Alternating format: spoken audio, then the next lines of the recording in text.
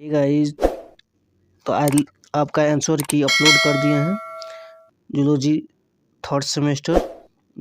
अभी जो आज का पेपर हुआ है तो कृपया अपना आंसर की मैच कर ले अपने पेपर से कि कितना आपका सही है। स्टार्ट करते हैं वीडियो को बिना किसी देरी के। तो क्वेश्चन नंबर फर्स्ट है कि the process of formation of RNA is known as, जो प्रोसेस होता है आरएनए का फॉर्मेशन का उसको क्या कहते हैं, तो उसको हम कहते हैं ट्रांसक्रिप्शन। इसलिए करेक्ट ऑप्शन आपका डी हो जाएगा। नेक्स्ट क्वेश्चन है who is discover RNA polymerase, किसने आरएनए पॉलीमरेज को डिस्कवर किया, तो ऑप्शन नंबर ए करेक्ट है इसमें। Samuel B Weiss and Jerard Hurwitz ने इसको डिस्कवर किया था, इसलिए करेक्ट ऑप्शन आपका बी हो जाएगा।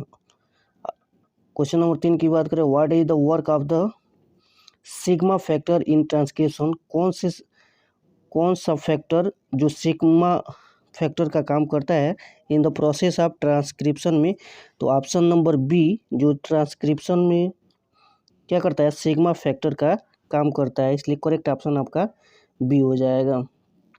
नेक्स्ट क्वेश्चन की बात करें फोर्थ की, the enzyme required for the transcription is, कौन से एंजाइम ट्रांसक्रिप्शन के लिए क्या है रिस्पॉन्सिबल है या रिक्वायर्ड होता है, तो आपका आरएनए पॉलीमरेज एंजाइम क्या होता है रिक्वायर होता है, इसलिए option number C correct option हो जाएगा। नेक्स्ट क्वेश्चन की बात करें 5 की, तो transcription is the transfer of genetic information from, transcription जो प्रोसेस होता है उसमें जो जेनेटिक इंफॉर्मेशन का ट्रांसफ़र होता है वो किससे होता है, तो डीएनए टू एमआरएनए होता है, इसलिए करेक्ट ऑप्शन आपका बी हो जाएगा। 6 की बात करें क्वेश्चन नंबर 6 की, the portion of gene which is transcripted but not translated, कौन सा जीन का पोर्शन होता है जो क्या होता है ट्रांसक्रिप्टेड तो होता है बट ट्रांसलेट नहीं होता है, तो जो इंटरफेरॉन होते हैं वह क्या होते हैं ट्रांसक्रिप्टेड तो होते हैं बट ट्रांसलेटेड नहीं होते हैं, तो ऑप्शन नंबर ए करेक्ट हो जाएगा। इसलिए नेक्स्ट क्वेश्चन 7 का, what is the process of synthesis of a polypeptide chain from mRNA known as, क्या कहते हैं इसको, जो पॉलीपेप्टाइड चेन हो का सिंथेसिस होता है किसी एमआरएनए से, तो इस प्रोसेस को हम कहते हैं ट्रांसलेशन, इसलिए करेक्ट ऑप्शन आपका डी हो जाएगा। Next question, which of the following is an initial codon, तो इन सब जानते हैं कि हम शुरुआती कोडान क्या होता है AUG होता है, यानी करेक्ट ऑप्शन आपका बी हो जाएगा। नेक्स्ट क्वेश्चन की बात करते हैं, इनिशिएशन फैक्टर आर, कौन सी इनिशिएशन फैक्टर होता है, लिपिड होता है, सॉल्युबल प्रोटीन होता है या लिपोपॉलीसेकेराइड या फास्फोलिपिड, इसमें आपका जो सॉल्युबल प्रोटीन होता है वो इनिशियल फैक्टर होता है, इसलिए करेक्ट ऑप्शन आपका बी हो जाएगा। Next genetic code is, genetic code क्या होता है कि एन जो है जेनेटिक कोड इज क्या होता है जेनेटिक कोड, तो ये सीक्वेंस मतलब नाइट्रोजन बेस का सीक्वेंस होता है किस पे एमआरएनए पे, जो मॉलिक्यूल को क्या करता है डिकोड करता है किसके लिए प्रोटीन सिंथेसिस के लिए, और एक जो जेनेटिक कोड होता है वो ट्रिपलेट कोड भी होता है जो 3 लेटर से बना होता है, और ये क्या होता है नॉन ओवरलैपिंग भी होता है, इसलिए करेक्ट ऑप्शन आपका क्या हो जाएगा डी सही होगा। ठीक है, नेक्स्ट 11 की बात करें, ट्रांसलेशन इज द, तो ट्रांसलेशन क्या होता है synthesis of protein from the mRNA, यानी करेक्ट ऑप्शन बी हो जाएगा आपका। 12 की बात करें तो what is the factor that affect the high speed centrifuge, जो हाई स्पीड ऑफ सेंट्रीफ्यूज होता है उसको कौन सा फैक्टर क्या करता है अफेक्ट करता है, तो स्पीड एंड टेम्परेचर जो होता है वो हाई स्पीड सेंट्रीफ्यूज को क्या करता है अफेक्ट करता है। ठीक है, इसलिए करेक्ट ऑप्शन सी हो जाएगा। नेक्स्ट बात करें, the study of device that are use to view object are certain area that can not be seen with naked eye, ये सभी लोग जानते हैं कि जो माइक्रोस्कोपी होती है माइक्रोस्कोपी वो उसको हम क्या करते हैं, नेकेड आई के द्वारा नहीं देख सकते हैं। ठीक है, इसलिए करेक्ट ऑप्शन आपका सी हो जाएगा। नेक्स्ट की बात करें 14 की, microscopy is responsible for the detail imaging of sub cellular organelle like nucleus and chromosome.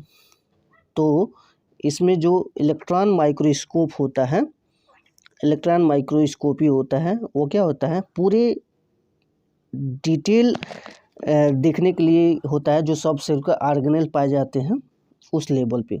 इसलिए करेक्ट ऑप्शन आपका सी हो जाएगा। Microscope that use light ray to produce a dark image against a bright background is known as bright field microscope. इसलिए correct option आपका B हो जाएगा। Next आता है microscope use a single lens for the magnification of, किसके लिए जो single lens होता है माइक्रोस्कोप में उसका यूज किया जाता है, तो आपका सिंपल माइक्रोस्कोप में इसका मैग्निफिकेशन के लिए जो सिंगल लेंस होता है वह यूज किया जाता है। इसलिए करेक्ट ऑप्शन आपका बी सही हो जाएगा। 17 की बात करें, microscope provide a detail 3D image. कौन से 3D इस माइक्रोस्कोप 3D इमेज को प्रोवाइड करता है, तो जो स्कैनिंग इलेक्ट्रॉन माइक्रोस्कोप होता है वो क्या होता है, 3D इमेज को हमको क्या करता है, प्रोवाइड करता है। इसलिए करेक्ट ऑप्शन डी हो जाएगा। 18 की बात करें तो the metal use in electron microscope, electron microscope में जो मेटल यूज होता है वो क्या होता है, टंगस्टन होता है। इसलिए करेक्ट ऑप्शन आपका ए हो जाएगा। 19 की बात करें the most powerful microscope is, जो माइक्रोस्कोप काफ़ी ज़्यादा पावरफुल होता है वह इलेक्ट्रॉन माइक्रोस्कोप होता है। इलेक्ट्रॉन माइक्रोस्कोप क्या होता है, काफ़ी पावरफुल होता है इन सभी चारों में। इसलिए करेक्ट ऑप्शन डी हो जाएगा। अब आया है 20, व्हाट इज द सेंट्रीफ्यूगेशन। जो सेंट्रीफ्यूगेशन प्रोसेस होती है वो क्या होता है कि सेपरेटेड थ्रू द स्पाइनिंग, मतलब चक्रण के द्वारा क्या होता है, सेपरेट किया जाता है किसी बैंड को, लाइट बैंड। 20 की बात करें कि व्हाट इज कॉल्ड सेंट्रीफ्यूगेशन, क्या होता है सेंट्रीफ्यूगेशन।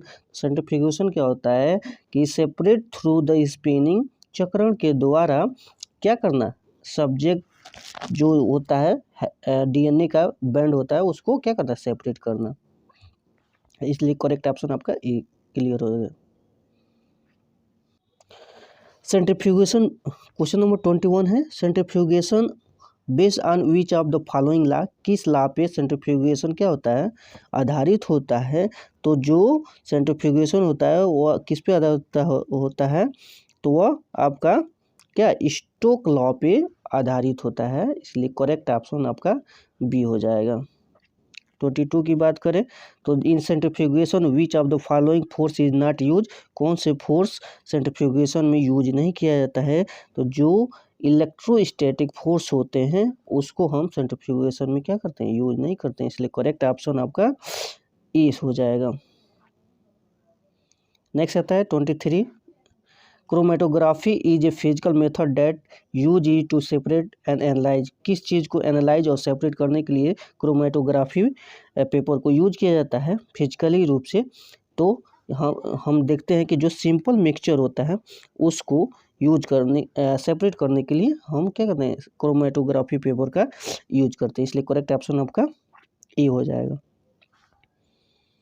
नेक्स्ट आता है 24, in which type of chromatography in which type of chromatography the stationary phase held a narrow tube and the mobile phase is forced through it is under pressure। तो under pressure में जो इसका use किया जाता है वो आपका क्या होता है, कॉलमनर क्रोमेटोग्राफी होता है। इसलिए करेक्ट ऑप्शन आपका ए हो जाएगा। नेक्स्ट आता है 25, थिन लेयर ऑफ क्रोमेटोग्राफी क्या कहलाता है, जो थिन लेयर होता है किसका, क्रोमेटोग्राफी का, तो वह लगभग नॉन ऑफ दीज, इसमें से कोई नहीं होता है। यानी पार्टिएशन क्रोमेटोग्राफी मतलब अलग करना, electrical mobility of ionic space इसको भी नहीं होता है, एब्जॉर्प्शन ऑफ क्रोमेटोग्राफी नहीं, नॉन ऑफ दीज यानी करेक्ट ऑप्शन इसका डी हो जाएगा।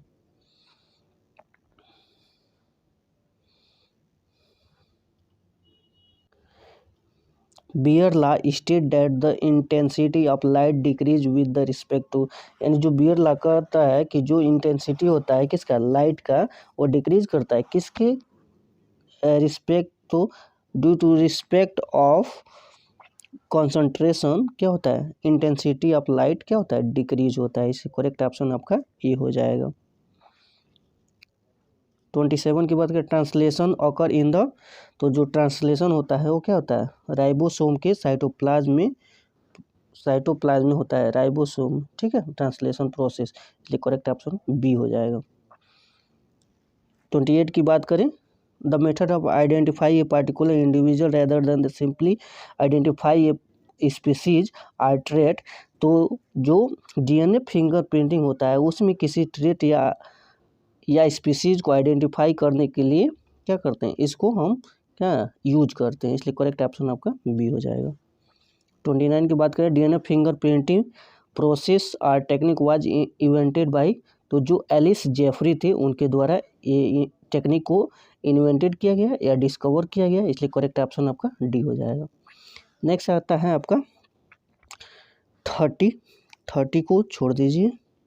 31 की बात करें तो विच of the following can be biological sample for DNA fingerprinting, यानी कौन से इसमें से मतलब क्या का सैंपल, बायोलॉजिकल सैंपल लिया जाता है डीएनए फिंगरप्रिंटिंग के लिए, तो सभी सैंपल लिया जाता है, लार्ज सलाइवा, हेयर, ब्लड, इसलिए correct option all of these हो जाएगा। 13 फर्स्ट का 31 का डी राइट आंसर हो जाएगा। अब कह रहा है 32 कैप इज, CAP का फुल फॉर्म क्या होता है, तो जो कैप का फुल फॉर्म जूलॉजी में होता है वो होता है कैटाबोलाइट जीन एक्टिवेटर प्रोटीन, इसलिए करेक्ट ऑप्शन आपका बी हो जाएगा, ए हो जाएगा, सॉरी ए, करेक्ट ऑप्शन आपका ए हो जाएगा, ठीक है। 33 की बात करें, natural humoral immune response against a pathogen lead to the production of, किसके प्रोडक्शन के लिए होता है, तो ये इसमें आपका मोनोक्लोनल एंटीबायोटिक के लिए होता है, इसलिए करेक्ट ऑप्शन आपका बी हो जाएगा। 34 की बात करें, the technology use for the production of monoclonal antibiotic, तो जो हाइब्रिडोग्मा टेक्नोलॉजी होती है वो उसका मोनोक्लोनल एंटीबायोटिक का यूज के लिए प्रोडक्शन के लिए यूज किया जाता है, इसलिए करेक्ट ऑप्शन बी हो जाएगा। 35 की बात करें, where does a repressor bind an operon, यानी ऑपरान से कौन सा रिप्रेसर क्या होता है, बाइंड होता है, तो जो ऑपरेटर जीन होते हैं वो क्या होता है, ऑपरान से बाइंड होता है, इसी करेक्ट ऑप्शन ए हो जाएगा। 36 की बात करें कि which is not application of ELISA के लिए एप्लीकेशन नहीं है, तो ये आपका detection of hepatitis B marker in serum के जो मार्कर क्या होता है, सेरम में मार्कर हेपेटाइटिस बी का डिटेक्शन नहीं कर पाता है, इसलिए क्या होता है एल्सा में, इसलिए करेक्ट ऑप्शन आपका ए सही हो जाएगा। 37 की बात करें तो मालिकुलर मार्कर इंक्लूड, तो सभी इसमें होता है RFLP और RAPD और AFLP, ये सारे तरह के एक मालिकुलर मार्कर होते हैं, इसलिए आपका करेक्ट ऑप्शन डी हो जाएगा, ऑल द एबव। नेक्स्ट है 38 genetic code is consist of, तो ये सभी लोग जानते हैं कि 3 लेटर से क्या होता है जेनेटिक कोड बना होता है, इसलिए करेक्ट ऑप्शन आपका बी हो जाएगा। नेक्स्ट है 39 a photograph which is taken from a microscope is called, तो जो भी फोटोग्राफ होते हैं माइक्रोस्कोप से लिया गया होता है वो क्या होता है माइक्रोग्राफ कहलाता है, इसलिए करेक्ट ऑप्शन आपका बी हो जाएगा।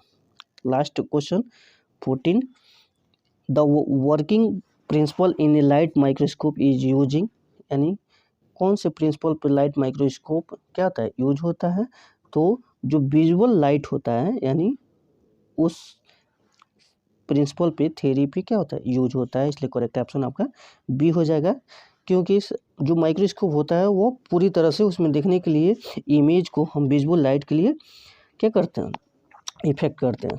तो गाइज अगर वीडियो अच्छी लगी तो इस चैनल को सब्सक्राइब कर दे ताकि नेक्स्ट वीडियो आप तक पहुंच सके। धन्यवाद।